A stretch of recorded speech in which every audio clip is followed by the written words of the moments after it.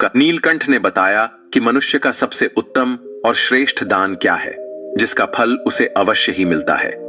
कहानी बहुत ही ज्ञानवर्धक और जीवन का मार्गदर्शन करने वाली है, इसलिए कहानी को पूरा अंत तक जरूर सुने। नमस्कार प्यारे साथियों, YouTube चैनल में आपका दिल से स्वागत है। दोस्तों, प्राचीन समय की बात है। धर्मपुर नामक एक सुंदर नगर था, जो एक नदी के किनारे बसा हुआ था। उसी नदी के पास एक वट वृक्ष पर एक नीलकंठ अपनी पत्नी के साथ रहता था। एक दिन की बात है, नीलकंठ और उसकी पत्नी भोजन कर रहे थे। तभी नीलकंठ की पत्नी की नजर एक बुजुर्ग किसान पर पड़ती है, जो एक पेड़ के नीचे बैठकर भोजन करने जा रहा था। तभी वहां एक भूखा भिखारी आता है और उस बूढ़े किसान से भीख मांगने लगता है। उस बुजुर्ग किसान ने खुद भोजन न करके अपना खाना उस भूखे भिखारी को दे दिया। यह देखकर नीलकंठ की पत्नी नीलकंठ से कहती है, हे प्रियवर, उस बुजुर्ग किसान ने खुद भोजन न करके अपना भोजन उस भिखारी को क्यों दे दिया? तब नीलकंठ कहता है, प्रिय, प्रत्येक मनुष्य अपने जीवन में कुछ न कुछ दान करता है। कोई भोजन, कोई वस्त्र, तो कोई धन दान करता है। लेकिन प्रिय, क्या तुम्हें पता है कि सबसे अच्छा और उत्तम दान कौन सा है? कौन सा दान करने से हमें सबसे बड़ा पुण्य मिल सकता है? इस पर नीलकंठ की पत्नी कहती है, नहीं प्रियवर, ऐसा कौन सा दान है? तब नीलकंठ कहता है, प्रिय, यह बात मैं तुम्हें एक कहानी के माध्यम से बताता हूं, जो न केवल प्रेरणादायक है, बल्कि जो भी कहानी को ध्यानपूर्वक अंत तक सुनता है, उसे इस कहानी से यह भी पता चलेगा कि सच्चा और अच्छा दान क्या होता है और इसका महत्व कितना बड़ा है। आगे नीलकंठ कहानी शुरू करता है और कहता है, प्रिय, प्राचीन समय की बात है। चंद्रपुर नामक किसी गांव में कैलाश नाम का एक युवक रहता था, जो लकड़ी काटकर अपना जीवन यापन करता था। वह अपनी पत्नी के साथ साधारण जीवन जी रहा था। जलाऊ लकड़ी से होने वाली आमदनी पर्याप्त नहीं हो पाती थी, जिससे हमेशा उसके परिवार में भोजन और कपड़ों की कमी बनी रहती थी। एक दिन परेशान होकर गुस्से में कैलाश की पत्नी उससे कहती है, कितने दिनों तक यह सिलसिला चलता रहेगा? ना कोई त्योहार होता है, ना कोई खुशी। क्यों ना इस लकड़ी काटने के काम को छोड़कर तुम नगर जाकर कोई और काम ढूंढ लो। कब तक हम यूं ही कठिनाइयों और गरीबी में जीवन बिताएंगे? कैलाश ने बड़े प्यार से उत्तर दिया, भाग्यवान, मैं हमेशा तुम्हारी बात मानता हूं, लेकिन मैंने पहले भी कहा है कि मैं यह गांव नहीं छोड़ सकता। शहर में यहां के जैसी शांति नहीं मिलेगी, और हां, मैं नहीं चाहता कि यह विषय हमारे बीच दोबारा आए। उसकी पत्नी ने कहा, ठीक है, जैसा तुम्हें सही लगे। खाना तैयार है, खाकर लकड़ी काटने चले जाओ। दोस्तों, भोजन करने के बाद कैलाश लकड़ी काटने के लिए जंगल की ओर निकल पड़ा। चलते चलते वह काफी दूर पहुंच गया। वह सोचने लगा, आज तो बहुत दूर आ गया हूं। मुझे एक बड़ा पेड़ चाहिए, जिससे आज अच्छी आमदनी हो जाए। लेकिन ऐसा कोई बड़ा वृक्ष नजर नहीं आ रहा। वहां एक पेड़ है, पर छोटा है। चलो आज के लिए इसी से काम चला लेता हूं। कैलाश ने वह पेड़ काटा और सिर पर जलाऊ लकड़ी का गट्ठर रखकर नगर की ओर बेचने के लिए निकल पड़ा। लेकिन नगर पहुंचने पर उसने देखा कि लकड़ी खरीदने वाला कोई नहीं था। वह सोचने लगा, क्या मुझे यह सारी लकड़ियां वापस घर ले जानी पड़ेंगी? तभी रास्ते में एक पंडित ने उसे आवाज लगाई, सुनो लकड़ी बेचने वाले, इधर आओ, ये लकड़ियां कितने की हैं? कैलाश ने कहा, पंडित जी, आपको सारी लकड़ियां चाहिए या आधी? अगर सारी चाहिए तो कम दाम में दे दूंगा। पंडित ने कहा, मुझे सारी लकड़ियां चाहिए, लेकिन तुम्हारे बताए गए दाम पर नहीं, मैं सिर्फ अपने दाम पर ले सकता हूं। कैलाश ने थकान भरे स्वर में कहा, अरे तो फिर यह लकड़ियां बहुत सस्ती हो जाएंगी, लेकिन चलिए दे दीजिए, वैसे भी मैं थक चुका हूं। पंडित ने 60 रुपए देते हुए कहा, ये लो, और लकड़ियां यहां रख दो। वैसे तुम भूखे लग रहे हो, क्या कुछ खाना खाओगे? सब तैयार है, खाना खाकर ही जाना। कैलाश ने कहा, मुझे भूख तो बहुत लगी है, लेकिन अगर मैं खाऊंगा तो आपके लिए खाना नहीं बचेगा। रहने दीजिए, मैं घर जाकर खा लूंगा। पंडित मुस्कुराते हुए बोले, चिंता मत करो, यहां इतना खाना है कि 20 लोग और खा सकते हैं। जब भी भूख लगे यहां आया करो। कैलाश ने पूछा, क्या आप हमेशा ही सबको ऐसे खाना खिलाते हैं? पंडित ने उत्तर दिया, जब तक परमात्मा ने मुझ पर कृपा बना रखी है, मैं यह करता रहूंगा, यह सब उनकी मर्जी है। कैलाश ने कहा, ठीक है, तो मैं आज खाना यहीं पर खाऊंगा। उस दिन कैलाश ने उस पंडित के घर भर पेट भोजन किया और धन्यवाद देते हुए बोला, पंडित जी, आप बहुत ही दयालु और नेक दिल इंसान हैं। ऐसा अच्छा काम करने में मैं आपकी मदद करना चाहता हूं। अब से मैं लकड़ियां 60 रुपए में ही दिया करूंगा। पंडित ने कहा, बेटा, सकुशल घर जाना। कैलाश ने काटी हुई सारी लकड़ियां पंडित को 60 रुपए में दे दी और घर की ओर निकल गया। घर पहुंचते ही उसकी पत्नी ने पूछा, इतनी देर क्यों हो गई? क्या आज लकड़ियों का अच्छा सौदा मिल गया? लाओ पैसे। कैलाश ने उत्तर दिया, देखो, सौदा अच्छा तो नहीं था, आज केवल 60 रुपए ही मिले हैं, ये लो। उसकी पत्नी ने आश्चर्य से पूछा, क्या सच में तुम मुझे केवल 60 रुपए दे रहे हो?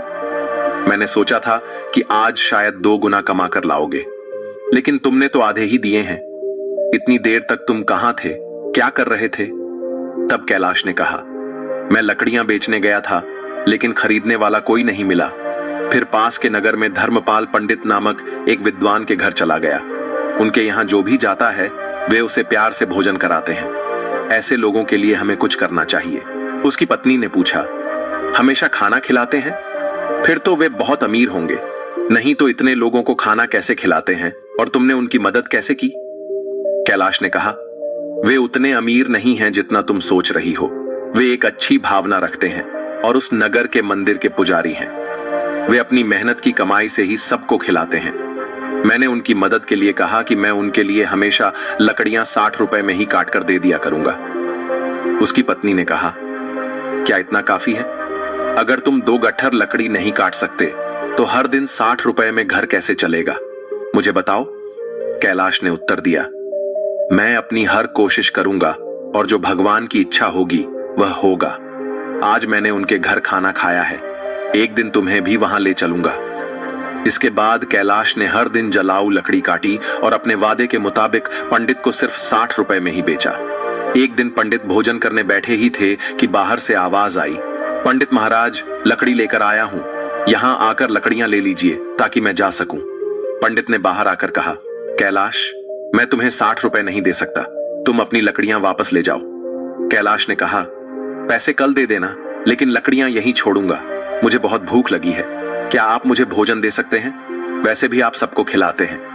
पंडित ने मुस्कुराते हुए कहा, क्यों नहीं कैलाश, पहले अपने हाथ पैर धो लो, तब तक मैं भोजन की व्यवस्था करता हूं। पंडित ने घर के अंदर जाकर अपनी पत्नी से यह बात कही। उसकी पत्नी बोली, आपने ऐसा वादा क्यों किया? हमारे घर में खाने के लिए कुछ भी नहीं बचा है, सिवाय उस भोजन के जो मैंने अभी आपको परोसा है। पंडित की पत्नी बोली, इस समय हम कैलाश को कैसे खिलाएंगे? सारा खाना खत्म हो चुका है, क्या आपको यह नहीं पता? पंडित बोले, अरे, इसमें कौन सी बड़ी बात हो गई? तुमने जो खाना परोसा है वह कैलाश के लिए पर्याप्त है। मैं सोच रहा हूं कि आज उपवास कर लूं। पंडित की पत्नी बोली, मुझे बताओ, तुम ऐसा कितनी बार करोगे? जब हमारे पास खुद के लिए भी पर्याप्त नहीं है तो दूसरों के लिए इतना सब क्यों करते हो? यह सब कहां से आएगा? पंडित बोले, ईश्वर सब कुछ देते हैं, पहले कैलाश को भोजन परोस दो। मित्रों, पंडित ऐसे ही लोगों को भोजन कराते थे, भले ही उनके पास स्वयं के लिए भी कुछ ना हो। एक दिन कैलाश लकड़ी काटने जंगल गया। उसने सोचा, जंगल के किनारे के सारे सूखे पेड़ तो मैं पहले ही काट चुका हूं, अब जो बचे हैं वे सब हरे पेड़ हैं। जंगल के अंदर जाना थोड़ा मुश्किल लग रहा है, मैं इससे पहले कभी इतना अंदर नहीं गया। यहां जंगली जानवर भी हो सकते हैं, अगर मुझे कुछ हो गया तो क्या होगा? यह सोचकर वह जंगल के भीतर डरते डरते चला गया। वह काफी दूर निकल गया, लेकिन कोई उपयुक्त पेड़ नहीं मिला। अचानक उसे एक बड़ा पेड़ दिखा। उसने सोचा, यह शाखा तो काफी मजबूत है, इसे काटूं तो 3 गट्ठर लकड़ी बन जाएंगे, पहले ही बहुत देर हो चुकी है। यह सोचकर कैलाश उस पेड़ पर चढ़ गया। वह उसी शाखा पर बैठ गया और उसी को काटने लगा।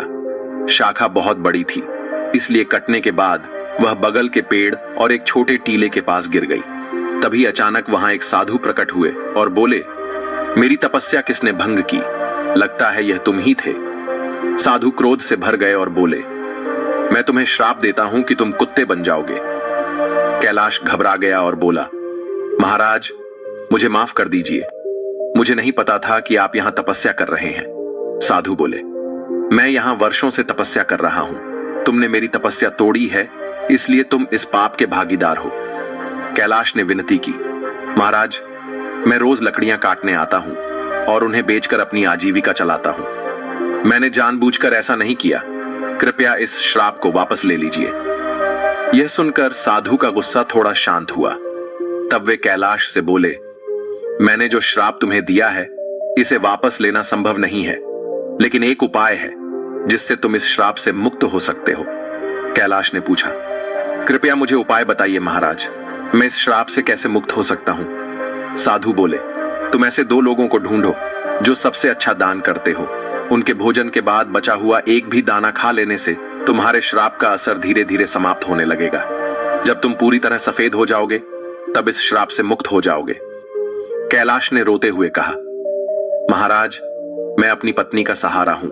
लकड़ियां बेचकर जो पैसे लाता हूं, उससे हमारा गुजारा होता है। अब मैं कुत्ता बन गया हूं, तो मेरा अब क्या होगा? साधु बोले, चिंता मत करो, ईश्वर मदद करेंगे। जब तुम्हारा श्राप टूटेगा, तब तुम्हारा जीवन सुखी हो जाएगा, धन धान्य से भरा होगा और तुम्हें हर कष्ट से मुक्ति मिलेगी। ये कहते हुए साधु वहां से चले गए। कैलाश साधु के श्राप के कारण कुत्ते में बदल जाता है। इसके बाद कैलाश श्राप से छुटकारा पाने के लिए यात्रा पर निकल पड़ता है। वह सोचने लगता है, जैसा साधु ने कहा, मुझे सबसे अच्छा दान देने वाले कहां मिलेंगे? मेरी समझ में कुछ नहीं आ रहा। हाँ, पंडित जी, वह बड़े ही उदार और नेक दिल व्यक्ति हैं। अब मैं सबसे पहले उन्हीं के पास जाता हूं। कैलाश कुत्ते के रूप में पंडित के घर पहुंचता है।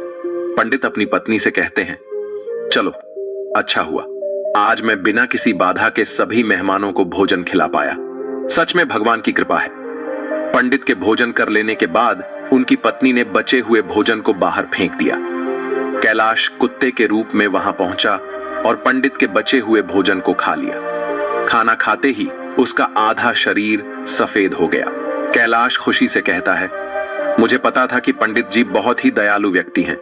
मुझे आधे श्राप से मुक्ति मिल गई, लेकिन पूरी तरह मुक्त होने के लिए मुझे किसी और को ढूंढना होगा। ये सोचते हुए कैलाश आगे बढ़ता है।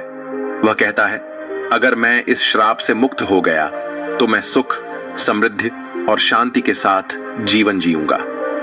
इतना कहकर कैलाश दूसरे व्यक्ति की तलाश में निकल पड़ता है। एक दिन वह मोहन नाम के एक युवक को हल जोतते हुए देखता है। कैलाश कुत्ते के रूप में उसके घर के सामने बैठ जाता है। तभी रामू नाम का एक व्यक्ति वहां से गाय लेकर जाता है। वह कहता है, मोहन बहुत ही नेक इंसान है। वह सिर्फ मुझे ही नहीं, कई और लोगों को भी गाय दान कर रहा है। ऐसे व्यक्ति को आशीर्वाद मिलना चाहिए। कैलाश यह सुनकर सोचता है, वाह, आज मुझे श्राप से मुक्ति मिल जाएगी। मोहन भी पंडित जी के जैसे ही दयालु होंगे। अब देखता हूं वह कब भोजन करते हैं। कैलाश वहां बहुत देर तक इंतजार करता है। मोहन ने जब भोजन किया और पत्तल को बाहर फेंक दिया, तो कैलाश तुरंत उस पत्तल पर बचा हुआ खाना खा लेता है। लेकिन यह देखकर वह हैरान रह जाता है। वह कहता है, अरे, मेरे शरीर का रंग नहीं बदला। मोहन ने तो गाय का दान भी किया था, फिर भी यह क्यों नहीं हुआ? मुझे कुछ समझ नहीं आ रहा। थोड़ी देर बाद कैलाश वापस पंडित जी के घर के बाहर आकर बैठ गया। वहां उसने 2 युवकों को बातचीत करते हुए सुना। पहला युवक बोला, अरे भाई, आज मोहन ने फिर गाय का दान दिया। दूसरा युवक बोला, हां, वह चाहे कितना भी बड़ा दानी दिखे, लेकिन हमेशा नगर के बाहर वालों को ही बुलाकर दान करता है। सच जानोगे तो हैरान रह जाओगे। उसकी सारी गाय 2 महीने से ज्यादा दूध नहीं देती। पहला युवक चौंक कर बोला, क्या? अगर वह ऐसा करता है तो उसे अवश्य ही पाप लगेगा। हमारे राजा की तरह कोई और नहीं कर सकता। वह एक महान दानी है। 1 हफ्ते से खाना बांट रहे हैं और कल आखिरी दिन अन्य दान के साथ वस्त्र दान भी करेंगे। राजा खुद वहां सबके साथ 1 हफ्ते से खाना खा रहे हैं। कभी उनके जैसा परोपकारी देखा है कहीं? अरे, यह तो कुछ भी नहीं। उन्होंने हमारे नगर में अच्छी सड़कें बनवाई हैं, हर जगह कुएं और तालाब खुदवा दिए हैं। सच में उन्होंने हमारे लिए बहुत कुछ किया है। ऐसा धर्मात्मा मैंने कभी नहीं देखा। यह बातें सुनकर कैलाश बहुत खुश हुआ। उसके मन में विचार आया, चलो अब तो तय है कि मुझे मेरे श्राप से मुक्ति मिल जाएगी। मुझे तुरंत राजा के पास जाना चाहिए। वह राजमहल में नहीं बल्कि लोगों के साथ खाना खा रहे हैं। इस अवसर का लाभ उठाना चाहिए। अगले ही दिन कैलाश उस जगह पहुंच गया जहां राजा भोजन करा रहे थे। वहां उसने राजा को कपड़े बांटते हुए देखा। वह सोचने लगा, राजा कितने महान हैं। वह भोजन देने के साथ साथ सभी को वस्त्र भी बांट रहे हैं। मैं जिन अच्छे लोगों को ढूंढ रहा था, निश्चय ही यह वही व्यक्ति है। मुझे उनके भोजन के बाद इंतजार करना होगा। राजा के भोजन करने के बाद सैनिक उस पत्ते को बाहर फेंक देते हैं जिसमें राजा ने खाना खाया था। यह देखकर कैलाश वहां गया और उस पत्ते में से बचा हुआ खाना खा लिया। लेकिन यह देखकर वह चौंक गया। उसने कहा, अरे यह क्या? इतने महान दानी राजा का भोजन करने के बाद भी मेरा रंग नहीं बदला। यह श्राप तो किसी दूसरी वजह से लग रहा है।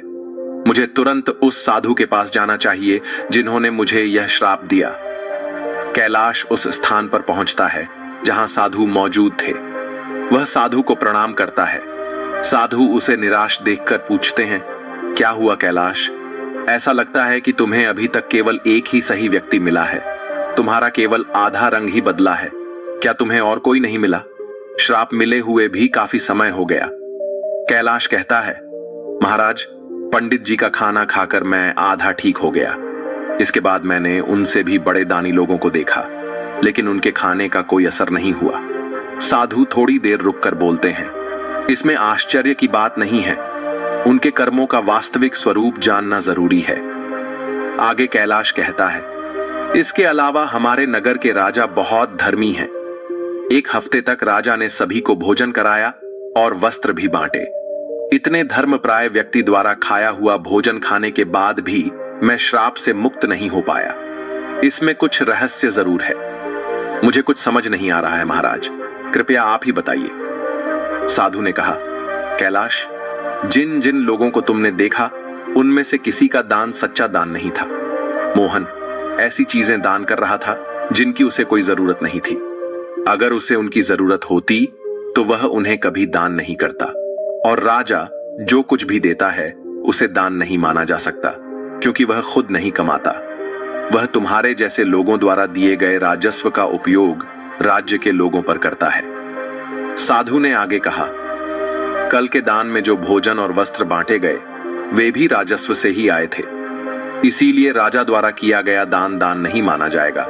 वह सिर्फ लोगों का पैसा लोगों पर खर्च कर रहा है। ऐसे में राजा के भोजन का तुम्हारे श्राप पर कोई असर नहीं हो सकता। समझ लो, सही दान वही था जो पंडित ने भूखे को भोजन देकर किया। भले ही उन्होंने खुद नहीं खाया, लेकिन उनका दान सबसे श्रेष्ठ था। इसीलिए तुम्हें और प्रयास करना होगा। तुम श्राप से मुक्ति के करीब हो। कैलाश ने कहा, समझ गया महाराज, धन्यवाद। उदास मन से कैलाश वहां से चल पड़ा। उसने सोचा, बाप रे, कितनी दूर आ गया हूं। बहुत भूख लगी है। अच्छा होगा कि पास में कुछ खाने को मिल जाए। तभी उसने देखा एक किसान घड़े में पानी लेकर जा रहा था। पास में खड़े दो युवक आपस में बातें कर रहे थे। उस किसान को देख रहे हो, वह रोज इस धूप में इस पानी से भरे मटके से यहां से गुजरने वालों को पानी पिलाता है। वह बूढ़ा आदमी 80 साल से अधिक का लगता है, पर फिर भी उसका काम काबिले तारीफ है। थोड़ी देर में किसान ने खाना निकाला और खाने लगा। कुत्ते के रूप में भूखे कैलाश को देखकर किसान ने अपने भोजन में से कुछ लिया और उसे दे दिया। जैसे ही कैलाश ने वह भोजन खाया, उसका श्राप समाप्त हो गया और वह वापस इंसान बन गया। उसने किसान को धन्यवाद दिया और खुशी खुशी वापस लौट आया। उसने सोचा, सचमुच दान कभी छोटा या बड़ा नहीं होता। भूख मिटाने वाले पंडित और प्यास बुझाने वाले इस किसान जैसा होना ही सच्चा दान है। सबसे अच्छा दान वही है जो निस्वार्थ भाव से दूसरों की मदद के लिए किया जाए। चलते चलते कैलाश अपनी पत्नी के पास अपने घर पहुंच गया और खुशी से रहने लगा। उधर पंडित ने इतना दान कर दिया था कि उसकी आर्थिक स्थिति खराब हो चुकी थी। जब उसकी पत्नी ने उससे कहा, पास के नगर में एक राजा रहते हैं जो पुण्य को खरीद लेते हैं। आप उनके पास जाकर अपना कुछ पुण्य बेचकर पैसे ले आइए ताकि हमारा काम चल सके। पंडित ने पहले तो मना कर दिया, लेकिन पत्नी के बार बार कहने पर वह जाने को तैयार हो गया। उसकी पत्नी ने उसके खाने के लिए 4 रोटियां बनाकर दी। पंडित अपने घर से चल पड़ा। जब वह नगर के समीप पहुंचा तो उसने एक तालाब देखा। वहां स्नान आदि कर्मों से निवृत्त होकर वह रोटियां खाने के लिए बैठा ही था कि एक कुतिया उसके सामने आ गई। कुतिया ने जंगल में बच्चों को जन्म दिया था। 3 दिन से कुतिया और उसके बच्चे भूखे थे। भारी बारिश के कारण वह बच्चों को छोड़कर कहीं जा भी नहीं सकती थी। पंडित ने कुतिया को भूखा देखा तो अपने भोजन में से एक रोटी उसे दे दी। कुतिया ने रोटी खा ली, फिर उसने दूसरी रोटी दी जिसे कुतिया ने खा लिया। इस तरह पंडित ने एक एक करके अपनी 4 रोटियां कुतिया को खिला दी। कुतिया तृप्त हो गई, लेकिन पंडित खुद भूखा रह गया और वहां से राजा के महल को चल पड़ा।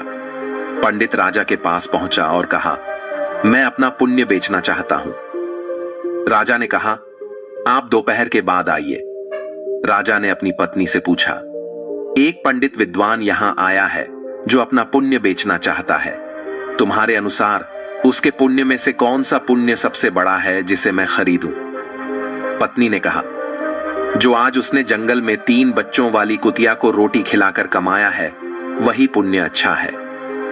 पत्नी की यह बात सुनकर राजा पंडित के पास गया और बोला, आप कौन सा पुण्य मुझे देंगे? पंडित बोला, आप कौन सा पुण्य लेना चाहते हैं? राजा ने कहा, आज आपने जो यज्ञ किया है हम उसी का पुण्य लेना चाहेंगे। पंडित ने कहा, मैंने आज कोई यज्ञ नहीं किया।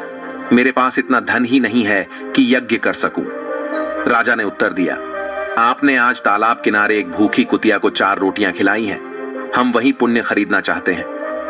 पंडित ने पूछा, उस समय तो वहां कोई नहीं था, आपको कैसे पता चला?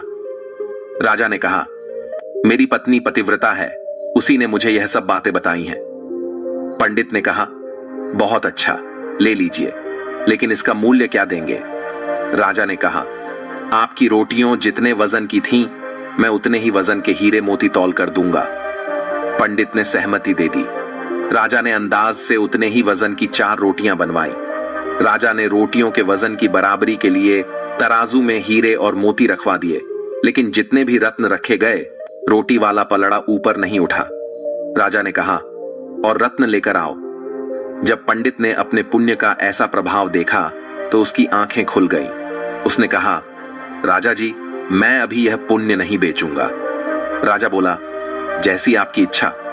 पंडित वहां से चला गया और अपने घर की ओर लौटने लगा। लौटते समय वह उसी तालाब के पास पहुंचा जहां उसने कुतिया को रोटियां खिलाई थी। वहां पहुंचकर वह एक पेड़ के नीचे बैठ गया और कुछ सोचने लगा। तभी वहां एक संत आए। जब उन्होंने पंडित को चिंतित देखा तो कहने लगे, क्या बात है पुत्र, बहुत चिंतित लग रहे हो। पंडित ने महात्मा को प्रणाम किया और सारी बात बताई। इस पर महात्मा बोले, पुत्र, तुमने उचित किया। पुण्य का सौदा नहीं किया जाता, वह तो स्वयं फलदायी होता है। जो मनुष्य जैसा कर्म करेगा, समय आने पर उसका वैसा ही फल उसे मिलेगा। महात्मा की बात सुनकर पंडित को शांति मिली और वह महात्मा से विदा लेकर अपने घर को जाने लगा। तब महात्मा ने पंडित को एक पोटली देते हुए कहा, पुत्र, इसे लेते जाओ, इसमें कुछ मेवे हैं। रात्रि के भोजन उपरांत इनका सेवन करना, तुम्हारा कल्याण होगा। पंडित ने पोटली ली और महात्मा को धन्यवाद देकर अपने घर लौट आया। घर पहुंचकर पंडित ने भोजन किया और टहलने के लिए घर के बाहर चला गया। जब पंडित की पत्नी की नजर मेज पर रखी पोटली पर पड़ी तो उसके मन में पोटली खोलने की उत्सुकता होने लगी। उसने मेज से पोटली उठाई और उसे खोलकर देखने लगी। जब उसने पोटली खोली तो उसके आश्चर्य का ठिकाना नहीं था। पोटली में हीरे, पन्ने और माणिक चमक रहे थे। वह बेहद प्रसन्न हुई। थोड़ी देर बाद जब पंडित वापस आया तो उसकी पत्नी ने पूछा, इतने सारे हीरे पन्ने कहां से ले आए? पंडित ने कहा, क्यों मजाक कर रही हो? सूखे मेवे तुम्हें हीरे मोती लग रहे हैं।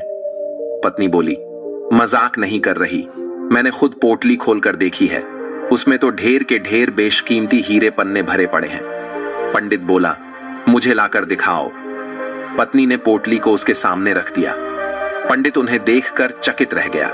वह समझ गया कि यह सब उसी पुण्य का प्रभाव है जो उसने कुतिया को रोटियां खिलाने से प्राप्त किया था, और वह महात्मा कोई और नहीं, साक्षात परमात्मा थे।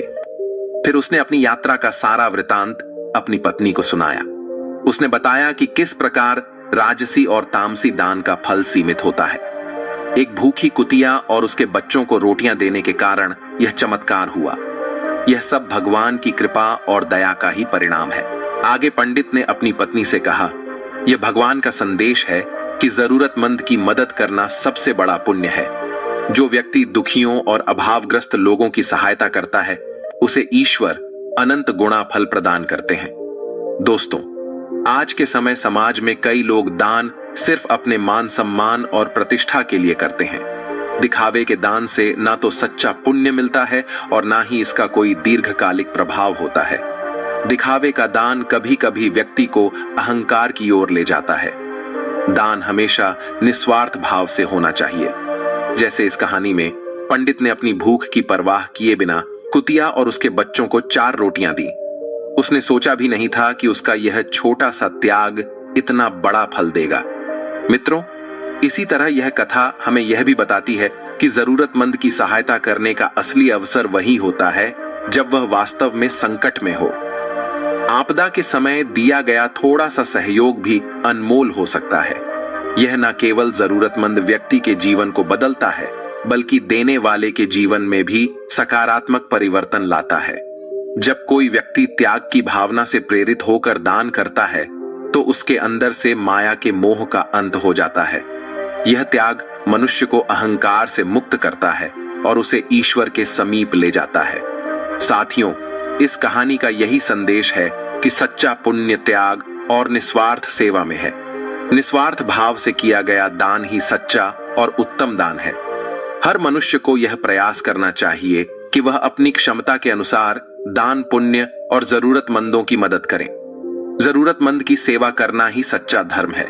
जैसे पंछी के पानी पीने से नदी का पानी कम नहीं होता, ठीक उसी प्रकार सामर्थ्य अनुसार दान करने से धन खत्म नहीं होता। दोस्तों, कहानी अच्छी लगी हो तो वीडियो को लाइक करके चैनल को सब्सक्राइब कर लेना और साथ में बेल आइकन भी दबा देना। मिलता हूं आपको एक और नई वीडियो के साथ।